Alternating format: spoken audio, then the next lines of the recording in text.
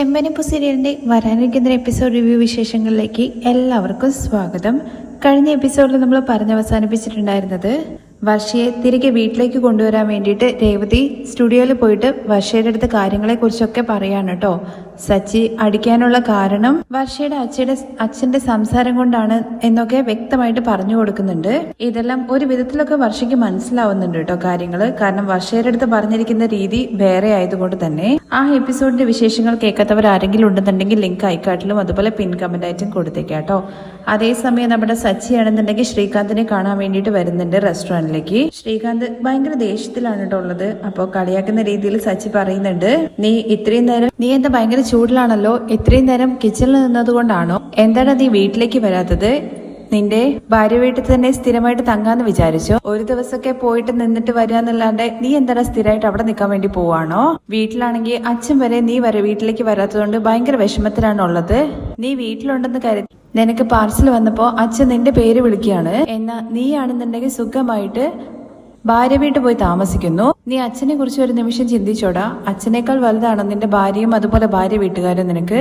ഇത് കേൾക്കുമ്പോ ശ്രീകാന്ത് തിരിച്ചു ചോദിക്കുന്നുണ്ട് കേട്ടോ, രേവതി ചേച്ചിയെ കുറ്റം പറഞ്ഞ സമയത്തല്ലേ സച്ചിയേട്ടന് ദേഷ്യം തോന്നിയത്? അപ്പോ സച്ചിയേട്ടന് സ്വന്തം ഭാര്യയല്ലേ പ്രധാനം? എന്താണ് നീ വക്കീലിനെ പോലെ പോയിന്റ് ഒക്കെ സംസാരിക്കുന്നത്? എന്തായാലും നല്ല കാര്യം, നിനക്ക് ഇപ്പൊ സംസാരിക്കാനൊക്കെ അറിയാം. പണ്ടൊന്നും നിനക്ക് ശരിക്കും സംസാരിക്കാൻ പോലും അറിയില്ലായിരുന്നു. ഒന്നോ രണ്ടോ വാക്കൊക്കെ സംസാരിച്ച് നീ അങ്ങ് പോവായിരുന്നു. ഇപ്പൊ നീ നന്നായിട്ട് സംസാരിക്കുന്നുണ്ട്. ശരിയാണ്, ഭാര്യ പ്രധാനം തന്നെയാണ് എന്ന് കരുതിയിട്ട് അച്ഛനമ്മയും വേണ്ടാന്നാണോ നീ വിചാരിക്കുന്നത്? അമ്മയും നിന്നെ കുറിച്ച് ഇങ്ങനെ ഓരോന്നും പറഞ്ഞുകൊണ്ടേ ഇരിക്കുന്നുണ്ട്.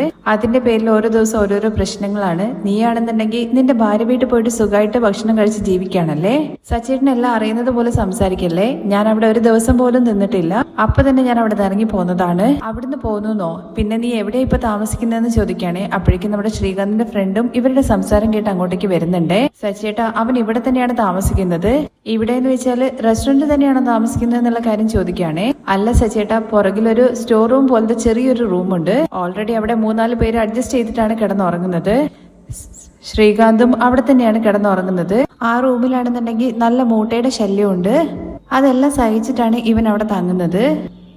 ശ്രീകാന്തിനെ പറഞ്ഞ് മനസ്സിലാക്കിയിട്ട് സച്ചിയേട്ടൻ കൂട്ടിയിട്ട് പോയെന്നൊക്കെ പറയുന്നുണ്ട്.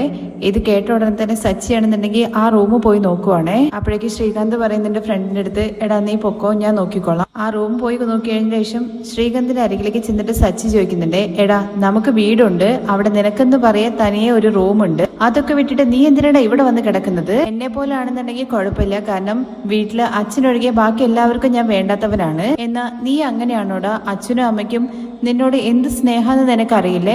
പിന്നെ നീ വീട്ടിലേക്ക് വരേണ്ടതല്ലേ? ഞാൻ മാത്രം വീട്ടിലേക്ക് വന്നാൽ മതിയെന്നാണ് ശ്രീകാന്ത് ഇത് കേൾക്കുമ്പോൾ ചോദിക്കുന്നത്. നീ മാത്രമല്ലാണ്ട് ഈ റെസ്റ്റോറന്റിലുള്ള എല്ലാവരെയും പിന്നെ കൂട്ടിക്കൊണ്ടുവരാൻ പറ്റുമോ? വർഷ വരണ്ടേന്ന് ചോദിക്കുകയാണ് ശ്രീകാന്ത്. അവളെയും കൂടി കൂട്ടിയിട്ടാണടാ വരാൻ വേണ്ടി പറഞ്ഞത്.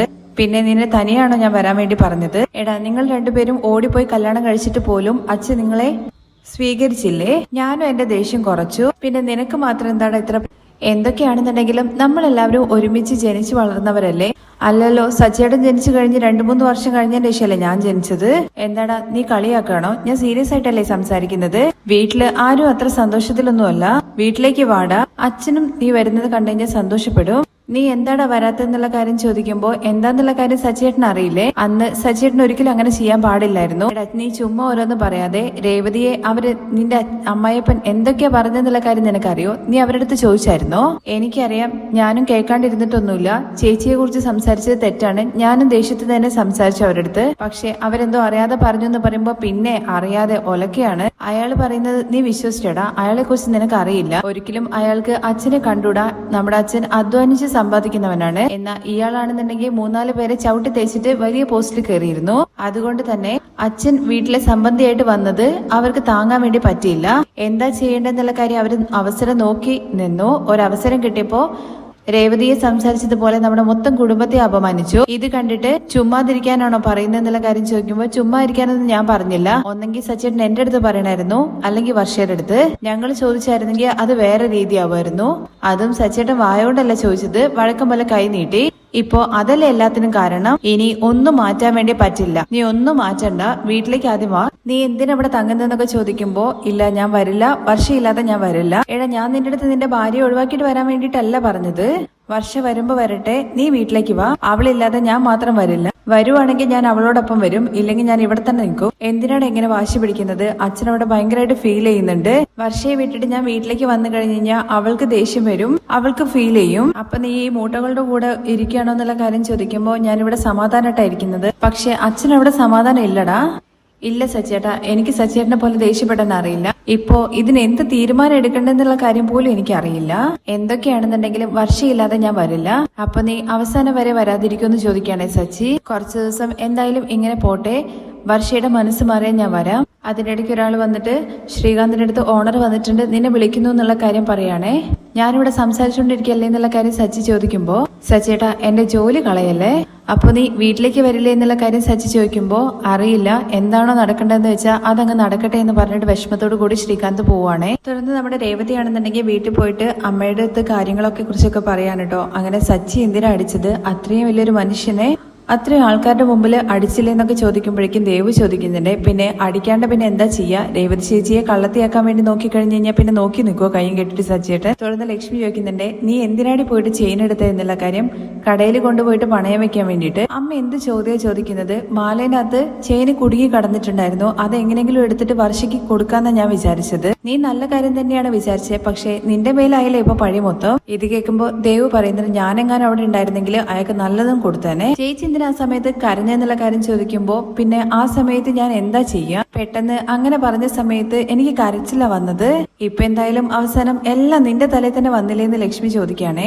നിന്റെ അമ്മായിമ്മയാണെന്നുണ്ടെങ്കിൽ ഇതിന് നിന്നെ തന്നെയല്ലേ കാരണം പറയാ, പാലിന്റെ വില കൂടിയാലും അവര് എന്നെയല്ലേ അമ്മ കുറ്റം പറയാ, അതിനിപ്പോ എന്ത് ചെയ്യാൻ വേണ്ടി പറ്റും. എന്തായാലും സച്ചിയുടെ ശരിയായിട്ടുള്ള കാര്യം തന്നെ ചെയ്തതെന്ന് ദേവു പറയുമ്പോ, എന്ത് ശരിയായിട്ടുള്ള കാര്യം ചെയ്തു എന്നാ പറയുന്നത്, ഒരാളെ പോയിട്ട് അടിച്ചു, ചേച്ചി സച്ചിയേട്ടന് അടിക്കാനല്ലാതെ വേറൊന്നും അറിയില്ലെന്ന് ചോദിക്കുകയാണ് ശരത്ത്. ചേച്ചിയെ മോഷ്ടാവ് എന്നുള്ള കാര്യം പറഞ്ഞു കഴിഞ്ഞു കഴിഞ്ഞാല് സച്ചിയേട്ടനെ അടിക്കാണ്ട് പിന്നെ എന്താ ചെയ്യാ. ദേവുവിന്റെ ചോദ്യത്തിന് മറുപടിയായിട്ട് ശരത്ത് പറയുന്നുണ്ട് കേട്ടോ, ചേച്ചിയുടെ മേലെ തെറ്റില്ല എന്നുള്ള കാര്യം തെളിയിക്കണമായിരുന്നു, അല്ലാതെ അടിക്കല്ല ചെയ്യേണ്ടത്. റൗഡിയെ പോലെ എന്നൊക്കെ പറയുന്നുണ്ട് കേട്ടോ. റൗഡിയെ പോലെയല്ല, റൗഡി തന്നെയാണ്. എന്താണ് നിന്റെ നാക്കിന് കുറച്ച് നീട്ടം കൂടുന്നുണ്ടല്ലോ, ബാധിക്കപ്പെട്ടവർക്കല്ലേ അതിന്റെ വിഷമം അറിയുള്ളൂ. ദേ കണ്ടില്ലേ, ഇപ്പോഴും കൈ ശരിയാവാണ് ഞാൻ ഇരിക്കുന്നത്. തുടർന്ന് ലക്ഷ്മി പറയുന്നുണ്ട്, നീ കൂടുതൽ സംസാരിക്കേണ്ട ശരത്തെ, എല്ലാത്തിനും കാരണം നീയാണ്, ഞാൻ എന്ത് ചെയ്തു എന്നാണ് എന്ന് ശരത്ത് ചോദിക്കുമ്പോ, നീ വണ്ടി മോഷ്ടിച്ചില്ലേ, ആ ഒരു കാര്യമാണ് ഇപ്പൊ രേവതി ഈ അവസ്ഥയിൽ എത്തിച്ചത്. അവിടെ ആ കാര്യത്തെക്കുറിച്ച് പറഞ്ഞിട്ടല്ലേ നമ്മളെ കുടുംബത്തെ അപമാനിച്ചത്. അമ്മയെ കഴിഞ്ഞു പോയ കാര്യത്തെക്കുറിച്ച് ഇപ്പൊ എന്തിനാ സംസാരിക്കുന്നത് രേവതി ചോദിക്കുന്നുണ്ട് കേട്ടോ. തുടർന്ന് ശരത്താണെന്നുണ്ടെങ്കിൽ, എന്താ ഞാൻ മാത്രമാണ് തെറ്റ് ചെയ്യുന്നത്, ഞാൻ ഒരു തവണയല്ലേ തെറ്റ് ചെയ്തിട്ടുള്ളൂ, എന്നാ ചേച്ചിയുടെ ഹസ്ബൻഡ് ആണെന്നുണ്ടെങ്കിൽ ഓരോ മാസം ഓരോരുത്തരെ പോയി അടിക്കല്ലേ.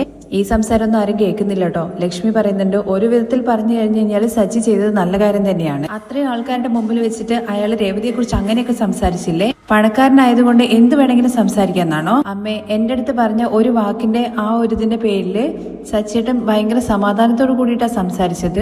എന്നാൽ അവസാനം വർഷയുടെ അച്ഛൻ മോശമായിട്ടുള്ള രീതിയിൽ സംസാരിച്ചത് കൊണ്ട് മാത്രമാണ് സച്ചിയേട്ടൻ അടിച്ചത്. നല്ല കാര്യം, എന്തായാലും നിങ്ങൾ ആരും അങ്ങോട്ട് വരാണ്ടിരുന്നത്. ഇത് കേട്ട ഉടനെ തന്നെ ദേവു പറയുന്നുണ്ട്, വന്നിട്ടുണ്ടായിരുന്നെങ്കിൽ ഉറപ്പായിട്ടും നമ്മൾ എല്ലാവരെയും മോഷ്ടാക്കളുടെ കുടുംബം എന്ന് പറഞ്ഞിട്ട് അവർ അപമാനിച്ചേനെ. അത് ശരി തന്നെയാണെന്ന് ലക്ഷ്മിയും. അവരാരും പറഞ്ഞിട്ടില്ലെങ്കിലും എന്തായാലും ചന്ദ്രചേച്ചി വന്നിട്ട് ആദ്യം ആ കാര്യത്തെ കുറിച്ച് പറയും. ഞാനുള്ള സമയത്തായിരുന്നു അദ്ദേഹം അങ്ങനെ സംസാരിച്ചതെന്ന് വെച്ചാല് സച്ചേട്ടനെ പോലെ ഞാൻ നോക്കില്ലായിരുന്നു, ഞാൻ തന്നെ നാലെണ്ണം കൊടുത്തേനെന്ന് ദേവു. എന്താടി നീ മുതിർന്നവരെ അടിക്കുന്നുള്ള കാര്യത്തെക്കുറിച്ച് പറയുന്നതെന്ന് ലക്ഷ്മി ചോദിക്കുമ്പോൾ, ആര്, അയാളാണോ വലിയ ആള്? പണത്തെക്കുറിച്ച് മാത്രം സംസാരിക്കുന്ന അയാളോ? ഇവരുടെ വീട്ടിൽ പോയിട്ട് ശ്രീകാന്ത് കല്യാണം കഴിച്ചില്ലേ, കല്യാണം കഴിപ്പിച്ചു വെച്ചത് നീയല്ലേ, എന്താ മറന്നുപോയോന്ന് ലക്ഷ്മി ചോദിക്കുകയാണ്. നിങ്ങളെല്ലാവരും കൂടി ചെയ്ത തെറ്റല്ലേ ഇത്, നിങ്ങൾ ചെയ്ത തെറ്റിന്റെ ഫലമായിട്ട് അവസാനം എല്ലാ രേവതിയുടെ തലയിലാണ് വന്ന് വീഴുന്നത്. അല്ല രേവതി, ശ്രീകാന്ത് വീട്ടിലേക്ക് വരില്ല എന്നുള്ള കാര്യത്തെക്കുറിച്ച് പറഞ്ഞതെന്ന് ചോദിക്കുമ്പോൾ, അച്ഛൻ ഫോണിൽ വിളിച്ച് സംസാരിച്ചു, പക്ഷേ മറുപടിയായിട്ട് കൃത്യമായിട്ടൊന്നും പറഞ്ഞില്ല എന്നാ പറഞ്ഞത്. ഓ, അങ്ങനെയാവുമ്പോ നിന്റെ അമ്മായിമ്മ എല്ലാ ദിവസവും നിന്നെ ചീത്ത വിളിക്കുന്നുണ്ടാവുമല്ലോ. അതെല്ലാ ദിവസവും നടക്കുന്നുണ്ടമ്മേ, എനിക്ക് അതൊക്കെ ശീലായി. ശ്രീകാന്തും വർഷയും എപ്പോഴാണ് വീട്ടിലേക്ക് വരുന്നതെന്നുള്ള കാര്യത്തെക്കുറിച്ച് മാത്രം അറിയില്ല അമ്മേ. ഇത് കേൾക്കുമ്പോൾ ശരത്ത് പറയുന്നുണ്ട്, സച്ചിയേട്ടൻ്റെ അടുത്ത് പോയിട്ട് അവരുടെ വീട്ടിൽ ചെന്നിട്ട് മാപ്പ് ചോദിക്കാൻ വേണ്ടി പറ, അപ്പൊ എല്ലാം ശരിയാകും. സച്ചിയേട്ടൻ മാപ്പ് ചോദിക്കണമെന്നോ? അതെ, അടിച്ചത് തെറ്റല്ലേ. എടാ, ചേച്ചിക്ക് വേണ്ടിയിട്ടല്ലേ അടിച്ചതെന്നുള്ള കാര്യം ദേവു ചോദിക്കുമ്പോ, ശരി, ഇപ്പൊ അടിച്ച ഉടനെ തന്നെ ചേച്ചിയുടെ മേലുള്ള പഴി പോയോ? അവര് ചേച്ചിയുടെ മേലെ തെറ്റില്ലെന്ന് ഒത്തോ? അവർക്ക് അടിക്കല്ലാതെ പിന്നെ വേറെ എന്താ അറിയുന്നത്? ഇപ്പൊ അടിച്ചതുകൊണ്ട് ഒന്നും ശരിയാവാൻ വേണ്ടി പോകുന്നില്ല. ഓഹോ, പിന്നെ നമ്മൾ എന്താ ചെയ്യേണ്ടതെന്നുള്ള കാര്യം ദേവു ചോദിക്കുമ്പോ ശരത്ത്, ആ ചേച്ചിയുടെ മേലെ പഴി ചേരാൻ വേണ്ടി ശ്രമിച്ചില്ലേ ആ പണക്കാരൻ, അയാളെ പോലെ ജീവിച്ചു കാണിക്കണം. നമ്മുടെ കയ്യിൽ 4 കാശുണ്ടെന്നുണ്ടെങ്കിൽ നമ്മളെയും മതിക്കും. എടാ, പണത്തിന്റെ മര്യാദ ഒരിക്കലും സ്ഥിരമായിട്ടുണ്ടാവില്ല. പണം ഇല്ലെങ്കിൽ മര്യാദയും പോകും. നല്ല മനസ്സ് മാത്രമാണ് പ്രധാനം. ചേച്ചിക്ക് നല്ല മനസ്സില്ലേ? പക്ഷെ എന്ത് മര്യാദ ചേച്ചിക്ക് ഇതുവരെ കിട്ടിയത്? നമ്മൾ കാശ് സമ്പാദിക്കണം. നമ്മുടെ കയ്യിൽ പണം ഉണ്ടെന്നുണ്ടെങ്കിൽ ഉറപ്പായിട്ടും ഈ പ്രശ്നങ്ങളൊന്നും ഉണ്ടാവില്ലായിരുന്നു. ഒരിക്കലും ചേച്ചിയുടെ മേലെ ഇങ്ങനെ പഴിയിടില്ലായിരുന്നു. നമ്മള് കഴിവില്ലാത്തവരല്ലേ, അതുകൊണ്ടാണ് ഇങ്ങനെ എല്ലാവരും കയറി നിരങ്ങുന്നത്. കാശുണ്ടെന്നുണ്ടെങ്കിൽ എല്ലാ പ്രശ്നവും ശരിയാവില്ല ശരത്തെ എന്ന് രേവതി പറയുമ്പോൾ ശരിയാവും ചേച്ചി ഇവിടെ പഴി ചാരുന്നത് വരെ ഒരാളുടെ മേലിൽ കാശുണ്ടോ ഇല്ലയോ എന്ന് നോക്കിയിട്ടാണ്. ഇവിടെ എല്ലാം പണം വെച്ചിട്ടാണ് നടക്കുന്നത്. വർഷയെ പോലെ ഒരു പെണ്ണ് കയ്യിൽ കണ്ണാടി വള ഇട്ടാലും അത് വൈരത്തിന്റെ വളയാന്നേ എല്ലാരും പറയുള്ളൂ. എന്നാ ചേച്ചി വൈരത്തിന്റെ വള ഇട്ടാലും കണ്ണാടി വളയാന്നേ എല്ലാരും നോക്കുള്ളൂ. ശരത്തിന്റെ സംസാരം കേൾക്കുമ്പോൾ നീ എന്താണ് വലിയ തത്വമൊക്കെ പറയുന്നതെന്ന് ജീവ ചോദിക്കുകയാണേ. ജീവിതത്തിന്റെ സത്യത്തെ കുറിച്ചാണ് ഞാൻ പറഞ്ഞത്. നമ്മൾ ഒന്നുമില്ലാതായിട്ട് ജനിക്കുന്നത് നമ്മുടെ തെറ്റല്ല. പക്ഷേ നമ്മൾ ജീവിക്കുന്നത് ഒന്നുമില്ലാതെയാണെന്നുണ്ടെങ്കിൽ അത് നമ്മുടെ തെറ്റ് തന്നെയാണ്. ചേച്ചി പേടിക്കുന്നു വേണ്ട, ഇതൊക്കെ കുറച്ചു കാലത്തേക്കാണ്. ഞാനും കുറച്ചു കഴിഞ്ഞ് നന്നായിട്ട് സമ്പാദിക്കും. അത് കഴിഞ്ഞ് ഇവർക്കൊക്കെ നമ്മൾ ആരാന്ന് കാണിച്ചു കൊടുക്കാം. ശരത്തെ, മറ്റുള്ളവരെ പഴി വാങ്ങണമെന്ന് വിചാരിച്ചോ അല്ലെങ്കിൽ മറ്റുള്ളവരുടെ മുമ്പിൽ വലിയ ആളാവണമെന്ന് വിചാരിച്ചിട്ട് ഒരിക്കലും ജീവിക്കരുത്. നമ്മൾ ഇഷ്ടപ്പെട്ട ജോലി ചെയ്തിട്ട് കുറച്ചാണ് സമ്പാദിക്കുന്നതെങ്കിൽ പോലും സമാധാനത്തോടു കൂടി ജീവിക്കണം. അങ്ങനെ സമ്പാദിച്ചിട്ട് ജീവിതാവസാനം വരെ എല്ലാവരുടെ മുമ്പിൽ നിന്നിട്ട് നാണം കെടണോ? അങ്ങനെയൊന്നും എന്നെ കൊണ്ട് നിൽക്കാൻ വേണ്ടി പറ്റില്ല. അതുകൊണ്ടാണ് ഞാൻ ഇപ്പോഴേ ജോലിക്ക് പോകുന്നത്. നിന്റെ അടുത്ത് ആന്റണിയുടെ അടുത്ത് ജോലിക്ക് പോകരുത് എന്നുള്ള കാര്യത്തെ കുറിച്ച് പറഞ്ഞാൽ നീ കേൾക്കില്ല. കാശ് സമ്പാദിക്കാൻ വേണ്ടിയിട്ട് നീ എന്തും ചെയ്യും. എടാ, അവനൊരു മോഷ്ടാവാണെന്നൊക്കെ പറയുമ്പോൾ ശരത്ത് അങ്ങനെയൊന്നും അല്ല. നമ്മളൊരു സാധനം വാങ്ങുന്ന സമയത്ത് ചേച്ചി അതിന്റെ വില എല്ലാവരും ചോദിക്കുള്ളൂ. പക്ഷെ അതെങ്ങനെ നമ്മൾ സമ്പാദിച്ച് മേടിച്ചു എന്നുള്ള കാര്യം ആരും ചോദിക്കില്ല. എന്ന് കരുതിയിട്ട് മോഷ്ടിക്കാൻ കൊള്ളടിക്കാൻ എന്നുള്ള കാര്യത്തെ കുറിച്ചാണ് നീ പറയുന്നത്. എടാ, ഇത്രയും നാളായിട്ട് നിന്റെ അച്ഛനായാലും ശരി ഞാനായാലും ശരി ഞങ്ങള് അധ്വാനിച്ചിട്ടാണ് സമ്പാദിച്ചിട്ടുണ്ടായിരുന്നത്. ആരെയും പറ്റിച്ചിട്ടൊന്നുമില്ല. അതുപോലെ തന്നെയാണ് നിങ്ങളെ ഞങ്ങൾ വളർത്തിയത്. അതുകൊണ്ട് തന്നെ മറ്റുള്ളവരുടെ കൂടെ കൂടിയിട്ട് ഇങ്ങനത്തെ കാര്യത്തിനൊന്നും പോവരുത്.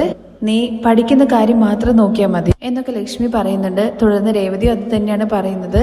സത്യസന്ധമായി ജീവിക്കുകയും നമ്മൾ അധ്വാനിച്ച് സമ്പാദിക്കുകയും നേരായ വഴി കൂടെ സമ്പാദിച്ചിട്ട് വേണം ജീവിക്കാനെന്ന് രേവതി പറയുമ്പോൾ ഞാൻ അധ്വാനിച്ച് തന്നെയാണ് ജീവിക്കുന്നത്. പക്ഷെ നേരായ വഴി കൂടെ തന്നെ ആവണമെന്നില്ല. അങ്ങനെ നോക്കിക്കഴിഞ്ഞു കഴിഞ്ഞാൽ നമുക്ക് നല്ല രീതിയിൽ സമ്പാദിക്കാൻ വേണ്ടി പറ്റില്ല. ഞാനും സമ്പാദിച്ച് കാണിക്കും. ഇത് എന്റെ അച്ഛനാണേ സത്യം എന്ന് പറഞ്ഞിട്ട് കസേരയൊക്കെ തട്ടിയിട്ടിട്ട് ശരത്ത് അവിടെ എണീറ്റ് പോവാണ്. ശരത്ത് പോയി കഴിഞ്ഞതിന് ശേഷം രേവതി പറയുന്നുണ്ട്, എന്താ അമ്മയെ കുറച്ച് നാളായിട്ട് ഇവൻ ഇങ്ങനെ തന്നെ സംസാരിച്ചുകൊണ്ടിരിക്കുന്നത്. എനിക്ക് ഇവന്റെ കാര്യത്തെക്കുറിച്ച് ഓർക്കുമ്പോൾ പേടി തോന്നുന്നുണ്ട്. ചേച്ചി എല്ലാം ആ ആന്റണിയുടെ കൂടെ പോയതിനു ശേഷമാണ് അവൻ ഇങ്ങനെയൊക്കെ ചെയ്യുന്നത്. തുടർന്ന് ലക്ഷ്മി പറയുന്നുണ്ട്, എന്തായാലും അവന്റെ പഠിപ്പ് കഴിയട്ടെ, അവൻ നല്ലൊരു ജോലിക്ക് പോയി കഴിഞ്ഞു കഴിഞ്ഞാൽ എല്ലാം ശരിയായിക്കോളും. രേവതി, നിനക്ക് വീട്ടിൽ പ്രത്യേകിച്ച് പ്രശ്നമൊന്നും ഇല്ലല്ലോ എന്ന് ചോദിക്കുമ്പോൾ സച്ചേട്ടൻ എല്ലാത്തിനും എനിക്ക് സപ്പോർട്ടായിട്ടാണ് അമ്മ നിൽക്കുന്നത്. അതുകൊണ്ട് ഒരു പ്രശ്നവുമില്ല. അത് സന്തോഷമുള്ള കാര്യം തന്നെയാണ് മോളെ. അത് കഴിഞ്ഞ് വർഷയാണ് കേട്ടോ കാണിക്കുന്നത്. വർഷ ഡബിങ് ചെയ്ത് കഴിയാണ്. ഡബിങ് കഴിഞ്ഞിട്ട് പുറത്തേക്ക് വരികയാണ് കേട്ടോ. അതിലെ സീനിന്റെ കാര്യങ്ങളെ കുറിച്ചൊക്കെ ചോദിക്കുന്നുണ്ട്. ഭർത്താവിനെ രക്ഷിക്കാൻ വേണ്ടിയിട്ട് ഭാര്യ വക്കീലാവുന്നു പോലീസാവുന്നു എന്നൊക്കെ പറയുമ്പോൾ സീരിയലാകുമ്പോൾ അങ്ങനെയൊക്കെയാണ്. ഭാര്യ ഭർത്താവിനെ രക്ഷിക്കാൻ വേണ്ടിയിട്ട് ഏത് റോള് വേണമെങ്കിലും എടുക്കുന്നുള്ള കാര്യങ്ങളെ കുറിച്ചൊക്കെ പറയാൻ കേട്ടോ. എന്തായാലും സാർ ഇനിയും 3 എപ്പിസോഡ് കംപ്ലീറ്റ് ചെയ്യാനില്ലേ? എനിക്ക് ഭയങ്കരമായിട്ട് വിശക്കുന്നു എന്ന് പറയുമ്പോൾ അതിനെന്താ ശ്രീകാന്തിന്റെ അടുത്ത് പറഞ്ഞു കഴിഞ്ഞു കഴിഞ്ഞാല് ഫുഡ് അവൻ ഇവിടെ എത്തിച്ചേരില്ലേ എന്നുള്ള കാര്യം ചോദിക്കുന്നുണ്ടേ.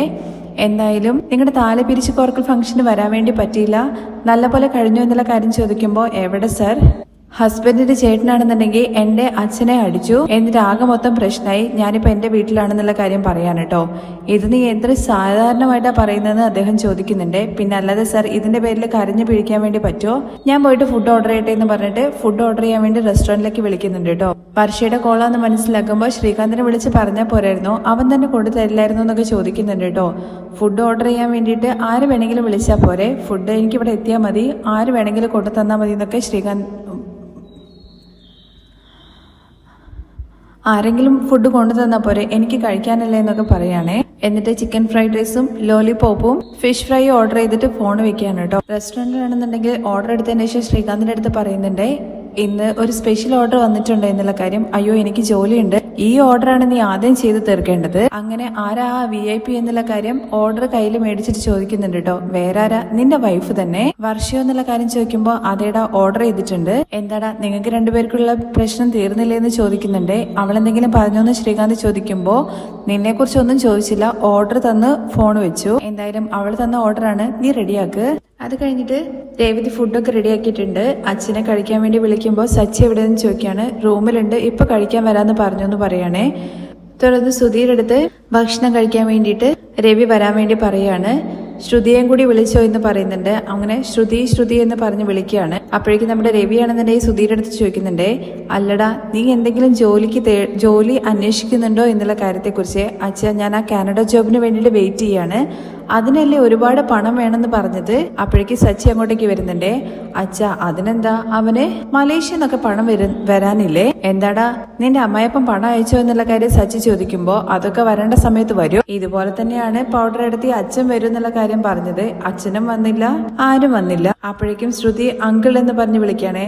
ഓ, നീ എന്താ പറയാൻ വരുന്നെന്നുള്ള കാര്യം എനിക്കറിയാം. അങ്കിൾ ഇവരെ കുറിച്ച് സംസാരിക്കണ്ട എന്നല്ലേ, അതല്ലാണ്ട് നിനക്ക് എന്താ പറയാൻ അറിയാന്നുള്ള കാര്യം സച്ചി ചോദിക്കുന്നുണ്ട്. സച്ചിയുടെ സംസാരം കേൾക്കുമ്പോൾ എടാ എന്ന് പറഞ്ഞ് വിളിക്കാണ് കേട്ടോ രവി. അച്ഛൻ, എനിക്ക് മനസ്സിലായി, ഞാൻ ഭക്ഷണം കഴിക്കാൻ വേണ്ടി പോവാണ്, എനിക്ക് വിശക്കുന്നുണ്ട്, അച്ഛമ്മ എന്ന് പറഞ്ഞിട്ട് ഭക്ഷണം കഴിക്കാൻ വേണ്ടി പോവാണ്. തുടർന്ന് നമ്മുടെ രവിയാണെന്നുണ്ടെങ്കിൽ സുധീരുടെ അടുത്ത് പറയുന്നുണ്ട്, കാശ് കൊടുത്ത് മേടിക്കുന്ന ജോലിയെ കുറിച്ചിട്ട് അന്വേഷിക്കാതെ ഇവിടെ നാട്ടിലെവിടെങ്കിലും ഏതെങ്കിലും നല്ലൊരു ജോലി അന്വേഷിച്ച് കണ്ടുപിടിക്കുക. അങ്ങനെ എല്ലാവരും ഭക്ഷണം കഴിക്കാൻ വേണ്ടിയിട്ട് ഇരിക്കുകയാണ് കേട്ടോ. അപ്പോഴേക്കും ചന്ദ്രമതി എവിടെ എന്നുള്ള കാര്യം ചോദിക്കുന്നുണ്ട് രവി.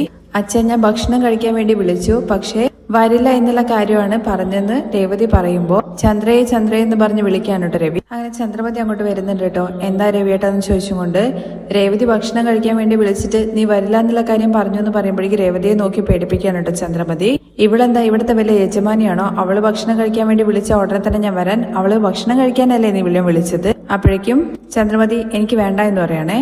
അങ്ങനെ ചന്ദ്രമതിയുടെ സംസാരം കേൾക്കുമ്പോൾ സച്ചി പറയുന്നുണ്ട്, അച്ഛാ, നമ്മുടെ വീട്ടിന്റെ അടുത്ത് ഒരു ചേച്ചിയില്ലേ 2 വയസ്സായ കുട്ടിയുടെ പുറകെ ഭക്ഷണം കഴിക്കാൻ വേണ്ടി ചെല്ലുന്നത്, അതുപോലെ ഇവരുടെ പുറകെ സ്ഥിരം നടക്കേണ്ട അവസ്ഥയാണ്. എന്തായാലും ചന്ദ്ര ആ ഭക്ഷണം കഴിക്കുക എന്നുള്ള കാര്യം പറയുമ്പോൾ എനിക്ക് വേണ്ടെന്നല്ലേ ഞാൻ പറഞ്ഞത്, എന്താ വിശക്കുന്നില്ലേ എന്ന് ചോദിക്കുമ്പോ ഇല്ല, എനിക്ക് വിശന്നാലും വേണ്ട, ഞാൻ പട്ടിണി കിടക്കും. അച്ഛൻ, അമ്മ എന്തോ വ്രതത്തിലാണെന്നാ തോന്നുന്നത്, എന്തായാലും അച്ഛൻ വാ നമുക്ക് കഴിക്കാം. എടാ നിക്കടാ ചന്ദ്ര, ഇപ്പൊ നിനക്ക് എന്താ ഭക്ഷണം വേണ്ടാത്തത്? നിങ്ങൾക്ക് എല്ലാവർക്കും ഭക്ഷണത്തെ കുറിച്ച് മാത്രമേ ചിന്തയുള്ളൂ. ഇത് കേൾക്കുമ്പോ കൊള്ളുന്നത് സുധിക്കാണ് കേട്ടോ.